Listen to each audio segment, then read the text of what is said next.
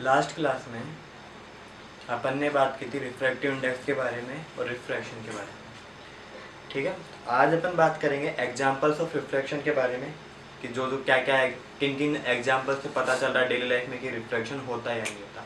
तो सबसे पहले एक चीज़ याद रखो कि रिफ्रैक्टिव इंडेक्स जो आपकी लाइट होती है वो 7 कलर से मिलकर बनी होती है, विबग्योर से, आपको पता होगा। तो रिफ्रैक्टिव इंडेक्स ऑफ वोयलेट कलर सबसे ज़्यादा होता है, मैक्सिमम होता है। रिफ्रैक्टिव इंडेक्स ऑफ वोयलेट कलर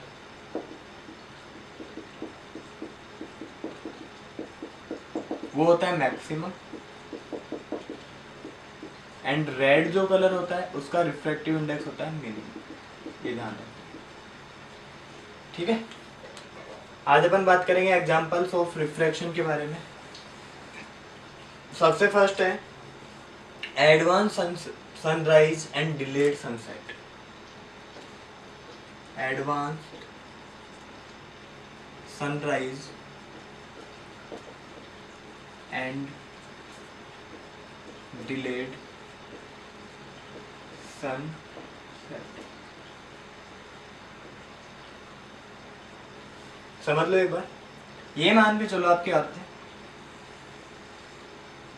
ठीक है, ये आपके क्या अर्थ, और ये है इसके लिए होराइजन या होरिजन जो बोलते हैं। इसके नीचे अगर सन है, इस होराइजन के नीचे अगर सन है तो सन सेट है। अगर इसके ऊपर जैसे ही सन आ जाएगा तो सन क्या हो जाएगा, राइज हो जाएगा। ठीक है, मान के चलो यहाँ पे आपका सन है, ठीक है, और यहाँ पे कोई आदमी खड़ा है,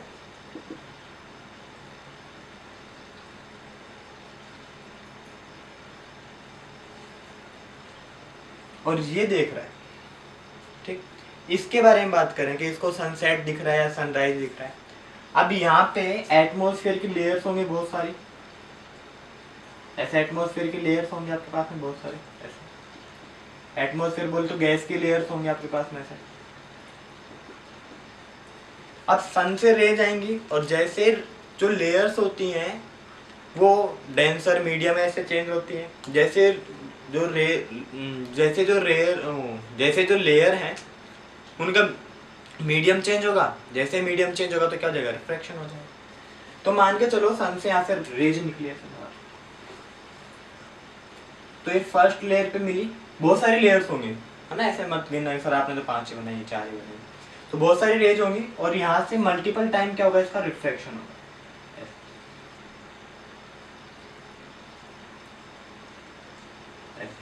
ये मल्टीपल टाइम रिफ्रैक्शन हुआ और इसको ये रेज ऐसे, इसकी आई तक रेज ऐसे पहुंची। अब इसको दिखेगा कैसे, ये तो भाई स्ट्रेट लाइन में देखना चाहेगा। अब इसको सन दिखेगा यहाँ पे, एक्चुअली में सन यहाँ पे है, ये तो सन की एक्चुअल पोजीशन है, और ये सन की एपरेंट पोजीशन जो अपीयर हो रहा है। ये एक्चुअल में है, यहाँ पे क्या हो रहा है, अपीयर हो रहा है। वापस से बता देता हूँ मैं क्या हो रहा है। जैसे ये सन है, अब यहाँ पे से लेयर होगी बहुत सारी, तो जैसे लाइट रे इस पे आएगी तो इसका क्या होता जाएगा, रिफ्रैक्शन होता जाएगा, ठीक है।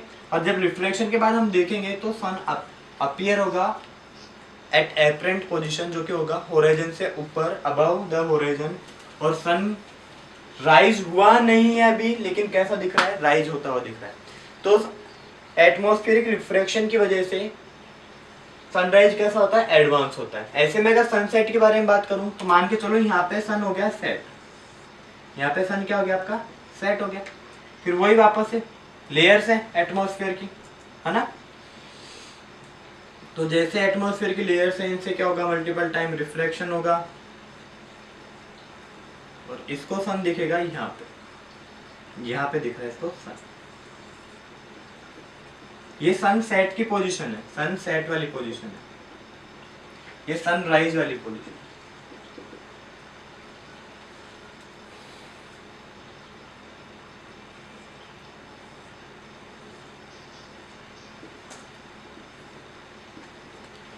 ठीक है, तो ये तो एक्चुअल पोजीशन है उसकी, और ये है उसकी एपरेंट पोजीशन।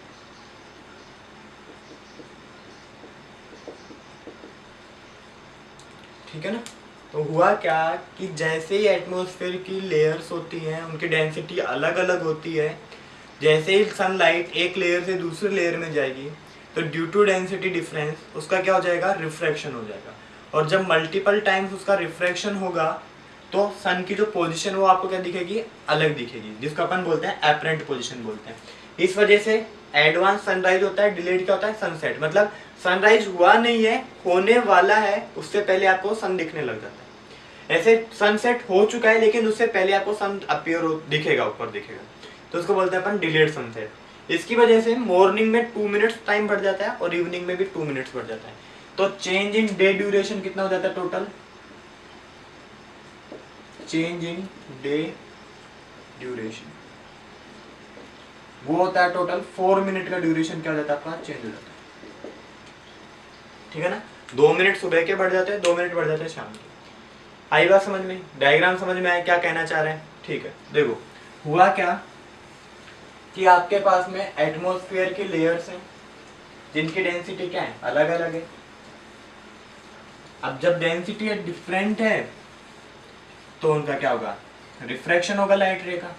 और जब लाइट रे का रिफ्रैक्शन होगा तो जो सन है वो एपरेंट पोजीशन पे अपीयर होगा। क्या होगा, देखो सबसे पहले एटमॉस्फेरिक लेयर्स है, एटमॉस्फेरिक लेयर्स है, डिफरेंट डेंसिटी होगी,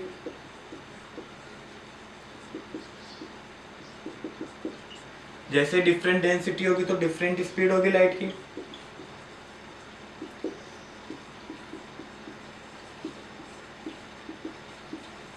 जैसे डिफरेंट स्पीड होगी तो क्या होगा, रिफ्रैक्शन ऑफ लाइट होगा।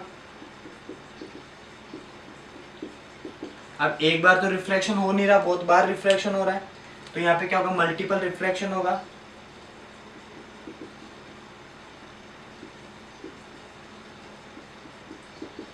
और मल्टीपल रिफ्रैक्शन की वजह से क्या होगा, apparent sun appears at apparent position, at apparent position. ठीक है ना। जब सन एपरेंट पोजीशन पे अपीयर होगा तो क्या मिलेगा आपको, advance sunrise, advance sunrise and delayed. और इसकी वजह से डे ड्यूरेशन कितना इंक्रीज होगा, day duration increases by 4 minute. ठीक है, डे ड्यूरेशन कितने से बढ़ जाएगा, 4 मिनट से। कोई दिक्कत है इसके अंदर, पक्का कोई दिक्कत नहीं है। नेक्स्ट चले, सेकंड वाला है आपके पास में, बहुत ही ज्यादा इंपॉर्टेंट है सेकंड वाला। ये जो 3 टॉपिक पढ़ेंगे अपन, फर्स्ट अपन पढ़ चुके हैं advance sunset and delayed sunrise, sorry advance sunrise and delayed sunset वाला। सेकंड जो अपन पढ़ेंगे total internal reflection, most important topic है, टोटल इंटरनल रिफ्लेक्शन,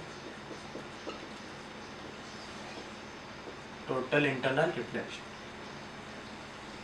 ये एक लाइन ड्रॉ कर दी मैंने जो मीडियम्स को क्या कर रही है, सेपरेट कर रही है ना। इधर आपके पास में लाइटर मीडियम है, या लाइटर को क्या बोलते हैं, रेयर मीडियम है,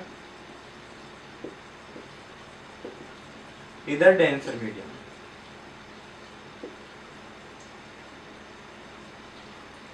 ठीक है, कंडीशन समझ लो क्या बोल रहा है। अगर लाइट रे डेंसर मीडियम से रेयर मीडियम में जाती है, मान के चलो ये लाइट रे ऐसे डेंसर से रेयर में जाती है ऐसे में, तो यहाँ पे नॉर्मल होगा। और हमने पढ़ा है कि जब भी लाइट रे डेंसर मीडियम से रेयर मीडियम में जाती है तो नॉर्मल से क्या होंगे, दूर हटेंगे, ये दूर हटेंगे। ये आपका एंगल हो गया आर और ये एंगल हो गया आपका आई। अब मैं अगर एंगल ऑफ इंसिडेंस की वैल्यू को इंक्रीज करूं, आर की वैल्यू भी क्या हो जाएगी, इंक्रीज हो जाएगी। मान के चलो सेकंड केस में आपका एंगल आई बढ़ रहा है तो ये भी बढ़ेगा, आर भी इंक्रीज होगा। अब मैं अगर इसको और इंक्रीज करूं फर्दर, तो मेरा आर कितना हो जाएगा 90 हो जाएगा। ध्यान रखना आर की वैल्यू कितनी हो जाएगी 90 डिग्री, ये एंगल आई है। जैसे जैसे मैं एंगल ऑफ इंसिडेंस की वैल्यू इंक्रीज करता जा रहा हूँ वैसे वैसे एंगल ऑफ रिफ्रैक्शन बढ़ता जा रहा है। अब मैं इसे थोड़ा सा और इंक्रीज कर दूं, थोड़ा सा और इंक्रीज कर दूं तो लाइट रे वापस ऐसे इधर आर क्या हो जाएगा ग्रेटर देन 90 हो जाएगा। ये आपका नॉर्मल हो गया, इसको नॉर्मल ड्रॉ कर दो। होना तो क्या चाहिए था रिफ्रैक्शन, हो क्या रहा है रिफ्लेक्शन। होना क्या चाहिए था रिफ्रैक्शन होना चाहिए था, क्योंकि लाइट रे दो मीडियम में ट्रैवल कर रही है, डेंसर से रेयर में जा रही है, लेकिन हो क्या रहा है यहाँ पे आपका रिफ्लेक्शन हो रहा है। इसको बोलते हैं टोटल इंटरनल रिफ्लेक्शन। तो सबसे फर्स्ट जो है कंडीशन होनी चाहिए आपके पास में दो, सॉरी इससे पहले देख लो एंगल ऑफ इंसिडेंस की वो वैल्यू जब आपका एंगल ऑफ रिफ्रैक्शन 90 डिग्री हो जाता है उसको बोलते हैं क्रिटिकल एंगल। ये जो आपका एंगल है आई, ये आपका है critical angle of incidence at which angle of refraction becomes 90 degree is known as critical angle. तो दो कंडीशंस है, सब मैं डिफाइन कर दूंगा क्या क्या होता है। पहले समझ लो हुआ क्या, जब लाइट रे आपके डेंसर मीडियम से रेयर मीडियम में जा रही है तो angle of incidence angle of refraction है। अगर मैं एंगल ऑफ इंसिडेंस की वैल्यू बढ़ाता जाऊं तो एंगल ऑफ रिफ्रैक्शन की वैल्यू भी क्या जाएगी बढ़ती जाएगी। एक टाइम ऐसा आएगा कि एंगल ऑफ इंसिडेंस की कुछ वैल्यू पे एंगल ऑफ रिफ्रैक्शन हो जाएगा 90 डिग्री। अगर मैं उसे थोड़ा सा और ज्यादा आगे बढ़ाता हूं तो लाइट रे अब रिफ्रैक्ट ना होके रिफ्लेक्ट हो जाएगी। इसको ही बोलते हैं अपन टोटल इंटरनल रिफ्लेक्शन। ठीक है, ये बहुत इंपॉर्टेंट डायग्राम है, ये जो रे डायग्राम है ये बहुत इंपॉर्टेंट है।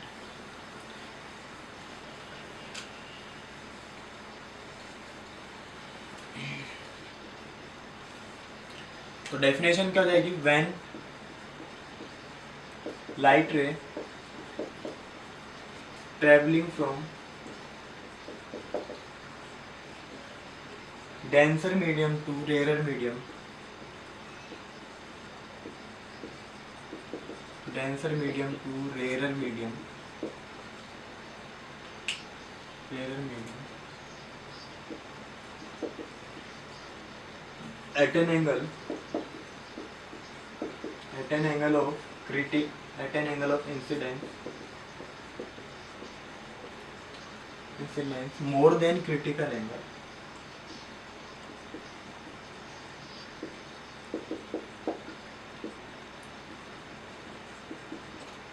critical angle light ray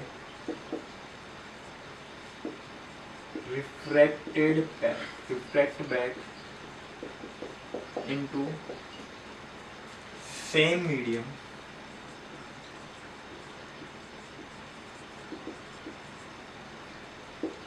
this is known as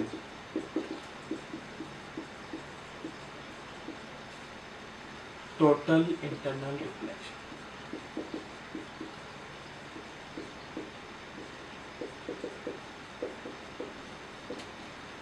ठीक है, कंडीशन क्या क्या होनी चाहिए, कब होगा। सबसे फर्स्ट कंडीशन है कि लाइट रे का डेंसर मीडियम से रेयर मीडियम में ही जाना जरूरी है।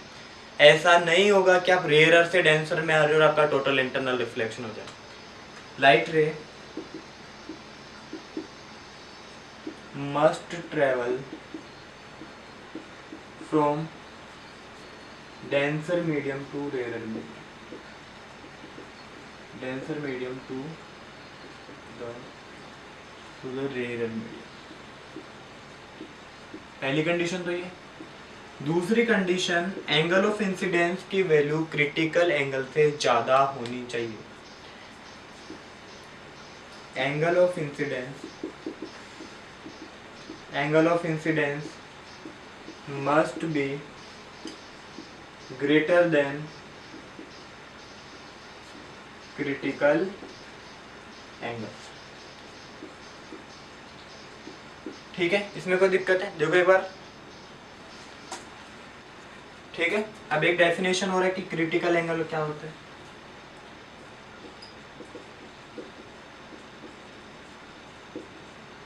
The angle of incidence the angle of incidence at which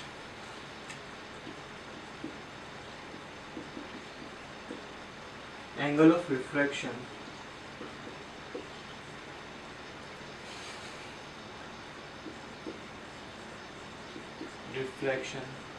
becomes 90। एक ऐसा एंगल जब आपका एंगल ऑफ रिफ्रैक्शन हो जाएगा 90 डिग्री के बराबर, उसको बोलते हैं एंगल ऑफ क्रिटिकल एंगल बोलते हैं। टोटल इंटरनल रिफ्लेक्शन जब लाइट रे डेंसर मीडियम से रेयर मीडियम में जा रही है और angle of incident critical angle से ज़्यादा है तो वो बाउंस बैक हो जाएगी, रिफ्रैक्शन ना होके रिफ्लेक्शन हो जाएगा। ठीक है, कंडीशन डेंसर से रेयर में जानी चाहिए, एंगल ऑफ इंसिडेंस की वैल्यू क्रिटिकल एंगल से क्या होनी चाहिए, ज़्यादा। क्रिटिकल एंगल ऑफ इंसिडेंस की वो वैल्यू जब एंगल आर कितना हो जाए, 90 हो जाए। इसका एग्जाम्पल है, बहुत ही इंपॉर्टेंट एग्जाम्पल्स है इसके। सबसे फर्स्ट एग्जाम्पल है आपका मिराज। इसके एग्जाम्पल्स क्या क्या हैं,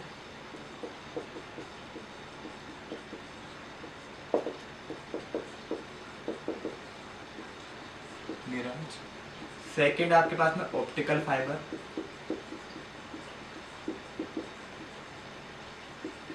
थर्ड है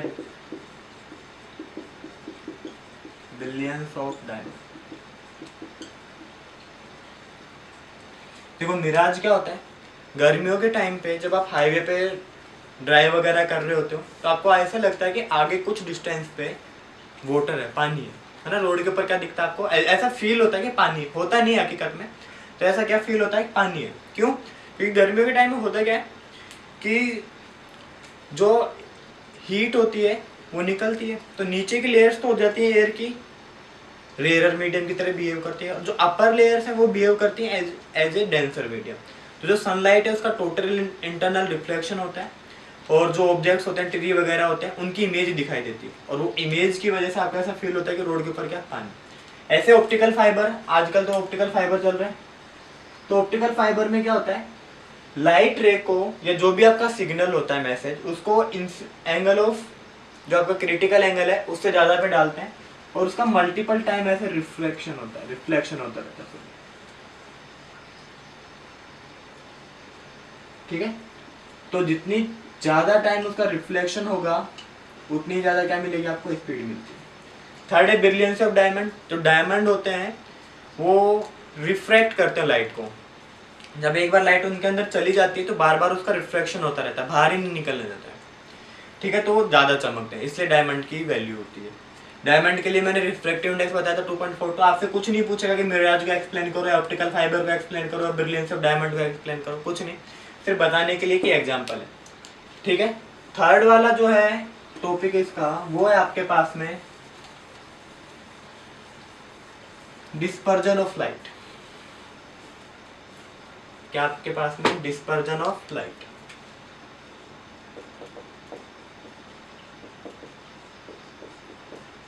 तो डिस्पर्जन ऑफ लाइट बोलता है कि जब लाइट को आप एक प्रिज्म से पास कराते हो, ऐसे एक ट्राइंगुलर ग्लास स्लैब जैसा होता है, इसको बोलते हैं अपन प्रिज्म। ठीक है, और ये होता है इसका एंगल ऑफ प्रिज्म, ए से रिप्रेजेंट करते हैं। तो ये बोलता है जब आप लाइट को, सनलाइट को, व्हाइट लाइट को आप प्रिज्म से पास कराते हैं तो 7 कलर्स के अंदर ब्रेक हो जाती है। जैसे आप इसको पास कराओगे तो 7 कलर्स के अंदर ब्रेक हो जाएगी।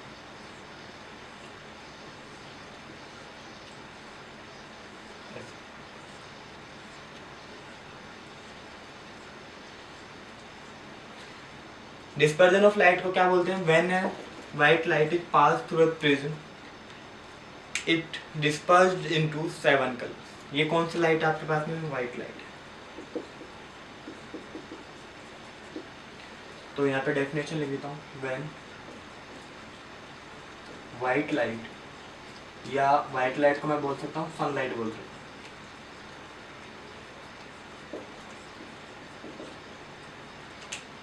passes through a prism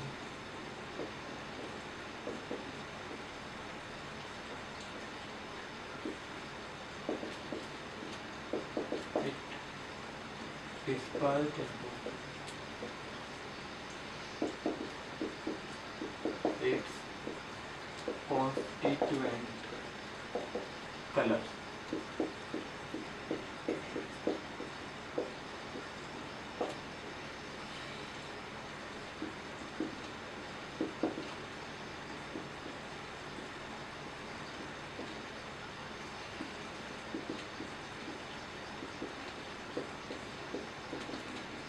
जब व्हाइट लाइट को या सनलाइट को आप प्रिज्म से पास कराओगे तो वो अपने 7 कलर्स के अंदर ब्रेक हो जाती है, इसको ही बोलते हैं डिस्पर्जन। और 7 कलर्स होते हैं VIBGYOR.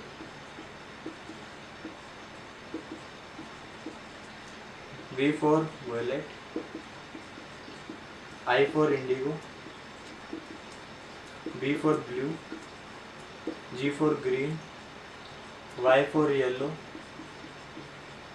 O for orange and R for red. Most deviated जो कलर है, जो सबसे ज्यादा डिस्पर्स्ड हुआ, वो कौन सा आपके पास में? वोलेट। मोस्ट डेविएटेड कलर वो आपके पास में वोलेट। और जो लीस्ट डेविएटेड कलर है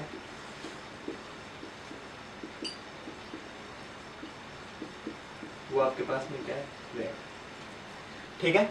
और अगर मैं बात करूं जो मिड कलर है, वो होता है आपके पास में, मिड कलर होता है येलो। यहाँ पे मिड में ग्रीन आ रहा है, लेकिन जो वेवलेंथ के बेसिस पे अपन बात करते हैं तो मिड कलर कौन सा होता है आपका? येलो होता है। वोयलेट कलर की वेवलेंथ सबसे कम होती है, रेड कलर की वेवलेंथ सबसे ज्यादा होती है, मैक्सिमम वेवलेंथ।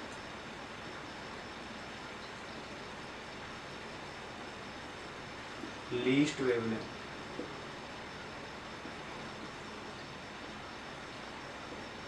और ये होता है आपके पास में मिड वेवलेंथ।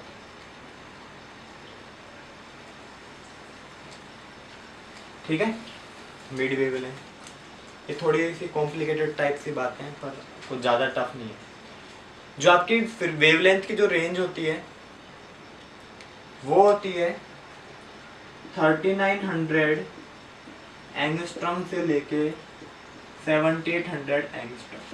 अगर आपकी लाइट रे सन से जो आ रही है वो इस रीजन में 3900 एंगस्ट्रॉम टू 7800 एंगस्ट्रॉम, तो वो दिखेगी, तो वो विजिबल है। अगर इससे कम या ज्यादा है तो आपको दिखती नहीं है ना। तो रेंज क्या होती है आपकी लाइट की? 3900 एंगस्ट्रॉम टू 7800। और 1 एंगस्ट्रॉम के अंदर होते हैं 10⁻⁻10 मीटर। इसको बोलते हैं 8 डिग्री लग रहा है जो उसको बोलते हैं एंगस्ट्रॉम, ANGS या UM एंगस्ट्रॉम बोलते हैं। समझ में आया? जब आप व्हाइट लाइट को प्रिज्म से पास कराते हैं तो अपने 7 कलर्स के अंदर ब्रेक हो जाती है। इस फिनोमिना को बोलते हैं अपन डिस्पर्जन ऑफ लाइट। 7 कलर होते हैं विबग्योर, वोयलेट टू रेड होता है, मिड कलर येलो है, लीस्ट डेविएटेड जो सबसे कम डेविएट हुआ वो रेड है, सबसे ज्यादा डेविएट हुआ वोयलेट है, सबसे ज्यादा वेवलेंथ किसकी होती है? रेड की, सबसे कम वेवलेंथ किसकी होती है? वोयलेट की। और 1 एंगस्ट्रॉम में कितने से 10⁻⁻10। रेंज क्या होती है व्हाइट लाइट की? 3900 एंगस्ट्रॉम टू 7800 एंगस्ट्रॉम। इसी रेंज में आपको लाइट विजिबल होती है। अगर इससे कम या ज़्यादा रेंज में लाइट है तो आपको विजिबल नहीं होती। यहाँ तो कोई दिक्कत है नहीं है? तीनों एग्जाम्पल्स बहुत ज़्यादा इंपॉर्टेंट है, ठीक है ना। फर्स्ट था आपके पास में एडवांस सनराइज और डिलेड सनसेट वाला, सेकंड था आपके पास में टोटल इंटरनल रिफ्लेक्शन, तो बहुत ज़्यादा इंपॉर्टेंट है, and third one is dispersion of light. ऐसे एरो लगा लो यहाँ पे।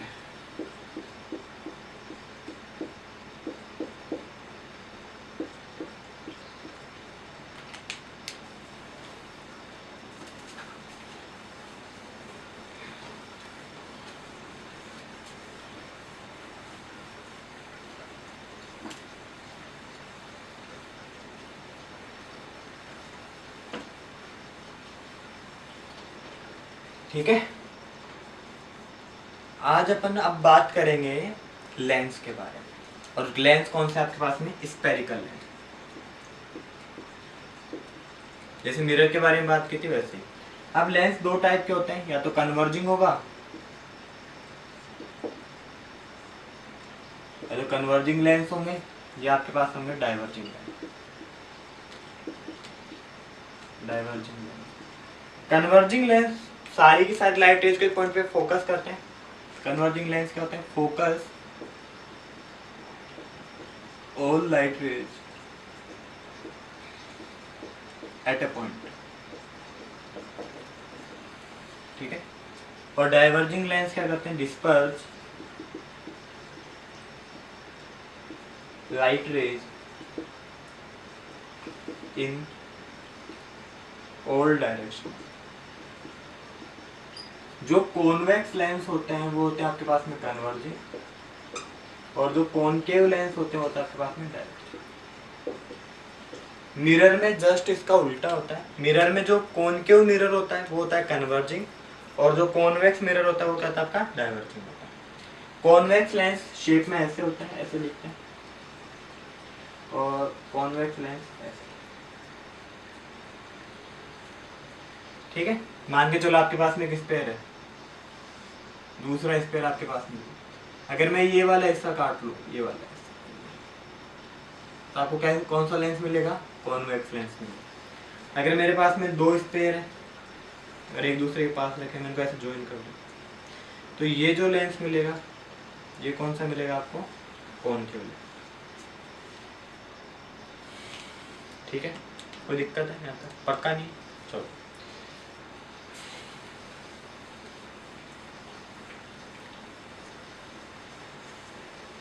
जैसे कुछ टर्म्स एंड डेफिनेशंस होती हैं, मिरर में अपन ने पढ़ा था फोकल लेंथ, ऑप्टिकल सेंटर वगैरह वगैरह, सेंटर ऑफ कर्वेचर, ऐसे ही लेंस में भी हो सकती है। तो देखो लेंस, ये आपका कॉन्वेक्स लेंस है, ये होता है आपका ऑप्टिकल सेंटर। ओ को क्या बोलते हैं अपन? Optical centre. लेंस का जो मिड पॉइंट होता है, इस वाले फेस के लिए, इस वाले फेस के लिए, इस वाले फेस के लिए इधर फोकस होगा, और इधर इसका सेंटर ऑफ कर्वेचर होगा सी, उसको बोलते हैं अपन 2f1। सेम इस वाले फेस के लिए इधर फोकस होगा f2, और इधर सेंटर ऑफ कर्वेचर होगा 2f2, या इसको c2 बोल दो, इसको बोल दो c1, ठीक है। डेफिनेशन तो सेम ही है, कोई पढ़ने की जरूरत है नहीं ज़्यादा। ऐसे ही हो गया आपके पास में लेंस, कॉनकेव लेंस, तो ये इसका ऑप्टिकल सेंटर, ये इसका f1, इधर इसका 2f1, इधर f2, और इधर हो जाएगा आपका में ये जो स्ट्रेट लाइन है इसको बोलते हैं अपन प्रिंसिपल एक्सिस बोलते हैं।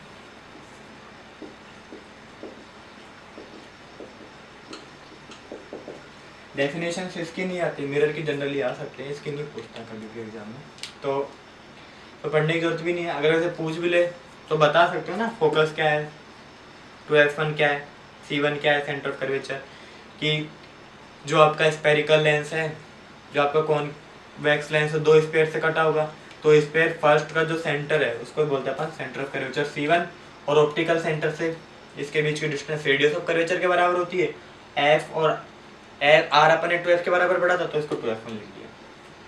अब मैं बताता हूँ आपको रूल्स फॉर इमेज फॉर्मेशन। अगर आपको इमेज फॉर्मेशन आ गया तो बहुत ही बढ़िया बात है। रूल्स फॉर इमेज फॉर्मेशन,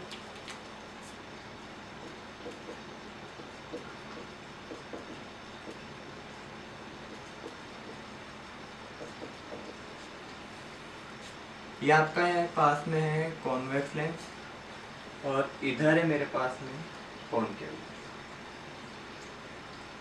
ये प्रिंसिपल एक्सिस हो गई, ये इधर प्रिंसिपल। फर्स्ट रूल क्या बोलता है? अगर लाइट रे प्रिंसिपल एक्सिस के पैरेलल आ रही है तो रिफ्लेक्शन के बाद कहाँ जाएगी? आपके फोकस।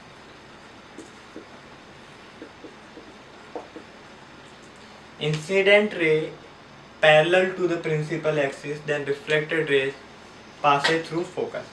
सेम, ये तो डाइवर्जिंग है तो इसको इधर स्प्रेड करा देगा, और अपन इसको पास कराएंगे imaginary focus.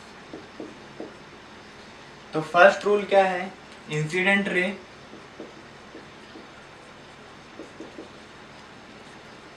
Rule number 1, incident ray कैसे होनी चाहिए? Parallel to principal axis,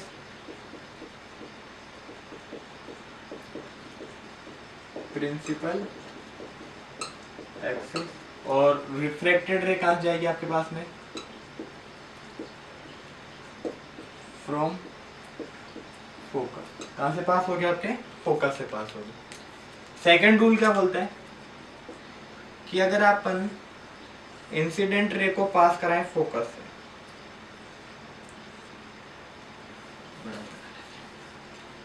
second rule क्या बोलता है, इंसिडेंट रे को पास कराएं फोकस से तो रिफ्रैक्टेड रे कैसे जाएगी प्रिंसिपल एक्सिस के पैरेलल। सेम यहाँ पे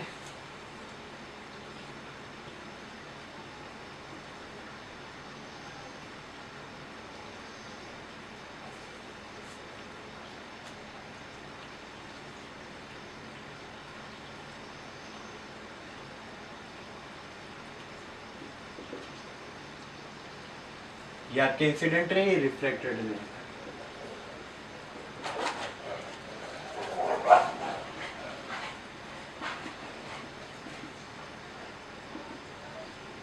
सेकेंड रूल क्या बोलता है कि इंसिडेंट रे कैसे आपके पास में फ्रॉम फोकस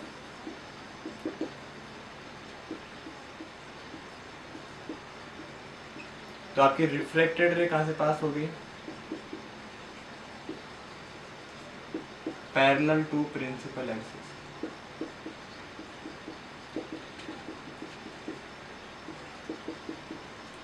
फर्स्ट रूल क्या बोलता है कि इंसिडेंट रे अगर प्रिंसिपल एक्सिस के पैरेलल आ रही है तो रिफ्रैक्टेड रे कहां से पास होगी, आपके फोकस से। सेकंड बोलता है कि अगर इंसिडेंट रे आपके फोकस से पास हो रही है तो रिफ्रैक्टेड रे कहां जाएगी, प्रिंसिपल एक्सिस के parallel. And third rule is अगर आपके इंसिडेंट रे ऑप्टिकल सेंटर पे आती है तो सीधी निकल जाएगी, कोई चेंज ही नहीं होगा उसके पास। ये आपका कॉन्वेक्स लेंस, ये ऑप्टिकल सेंटर पे है तो सीधी निकल गई। ऐसे सेम इसमें कॉनकेव में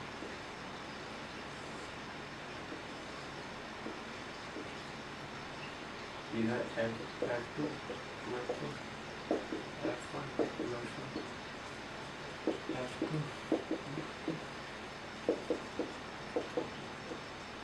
ठीक है ना। तो इंसिडेंट रे कहाँ है, ऑप्टिकल सेंटर पे,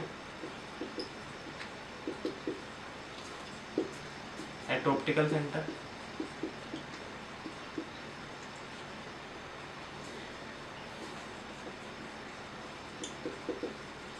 refracted ray straight from optical centre, या अपन क्या लिख सकते हैं, from optical centre.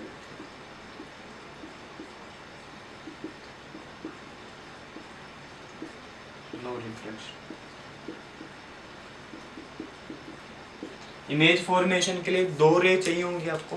First ray को तो आप प्रिंसिपल एक्सिस के पैरेलल ही पास कराएंगे और सेकंड रे को पास कराएंगे आप ऑप्टिकल सेंटर पे, जहाँ पे दोनों रिफ्रैक्टेड रेज इंटरसेक्ट करेंगी, वहीं पे आपको क्या मिल जाएगा, इमेज फॉर्मेशन मिल जाएगा।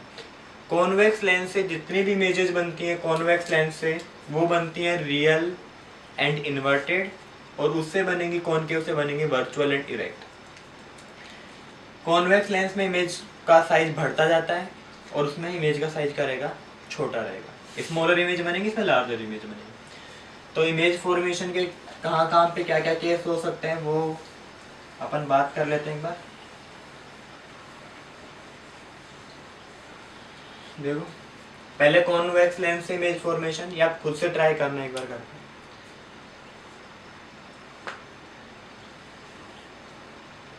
Optical centre F1 to F1 F2 to F2। अगर आपका ऑब्जेक्ट इन्फिनिटी पे रखा हुआ है, इन्फिनिटी बोलते हैं यहाँ पे 1 पोजीशन पे, तो इमेज बनेगी F2 पे। अगर आपका ऑब्जेक्ट बियॉन्ड टू F1 है तो इमेज बनेगी between F2 and 2F2। If object is at 2F1 तो इमेज क्या बनेगी आपके 2F2 पे। बिटवीन 2F1 एंड F1 है तो बियॉन्ड 2F2। अगर F1 पे है तो इन्फिनिटी पे इमेज बनेगी, और अगर 6th पोजीशन पे इमेज है ऑब्जेक्ट है तो इमेज भी इधर ही बनेगी। ठीक है, तो जैसे जैसे ऑब्जेक्ट इधर मूव करेगा वैसे वैसे इमेज डिस्प्ले होगी। ठीक है, इधर जितनी भी इमेज बनती है वो सारी बनेंगे रियल एंड इन्वर्टेड, और जैसे जैसे आप दूर जाते जाएंगे लेंस से मैग्निफिकेशन इंक्रीज होता जाएगा, है ना। मैग्निफिकेशन या हाइट ऑफ इमेज भी क्या होती जाएगी, बढ़ती जाएगी, हाइट ऑफ इमेज बढ़ता जाएगा, वो क्या करेगा, इंक्रीज करेगा। ये जो 6th वाली इमेज बनेगी, ये बनेगी आपके पास में virtual and direct. Image formation आपको खुद से ट्राई करना है। मान के चलो एक यहाँ पे 4th पोजीशन पे ऑब्जेक्ट रखा, तो इमेज फॉर्मेशन के लिए एक लाइट है तो पैरेलल जाएगी, जो कहाँ से पास कराओगे आप, F2 से, दूसरी ऑप्टिकल सेंटर से, और जहाँ पे दोनों रेज इंटरसेक्ट करेंगे वहीं पे क्या बन जाएगी आपके पास में, इमेज बन जाएगी। तो इमेज फॉर्मेशन के लिए आप ट्राई करेंगे, नहीं तो नेक्स्ट क्लास में अपन इसके बारे में डिस्कस करेंगे। यहाँ तक कोई भी डाउट आ रहा हो, थोड़ा सा कॉम्प्लिकेटेड है, आप पहली बार पढ़े हैं किसी चीज़ें, जैसे एडवांस सनसेट वाला था, एडवांस सनराइज वाला था, सॉरी टोटल इंटरनल रिफ्लेक्शन वाला था, तो उस पर थोड़ा सा ध्यान देंगे, इंपॉर्टेंट भी है वो, ठीक है ना। और कोई डाउट हो तो कमेंट